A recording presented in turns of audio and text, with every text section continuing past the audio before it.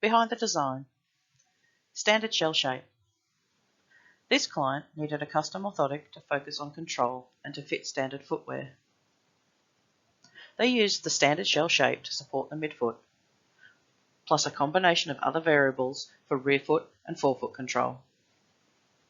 The aim of this orthotic was to focus on control, with all prescription variables chosen for this aim. They used the DOLA Custom Orthotic service. They selected standard from the shell shape options within the digital corrections on the DOLA detailed prescription form.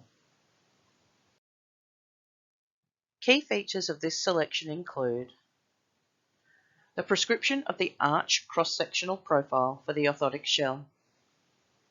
The DOLA standard profile will provide support or push orthotic reaction force to the arch area through its cross-sectional shape.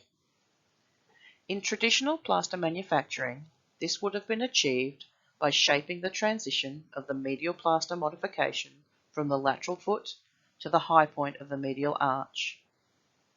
In modern CAD or computer-aided design, this is achieved by shaping the arch cross-sectional area of the design to modify the orthotic reaction force or push of the orthotic in this region.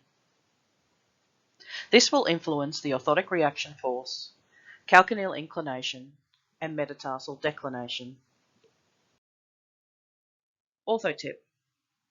Factors to consider when selecting your cross-sectional shell shape include your orthotic aim for control versus comfort, the subtalar joint axis location, foot morphology including prominent plantar fascia or nodules, the orthotic shell material, the type and the flex or density, the orthotic reaction force required.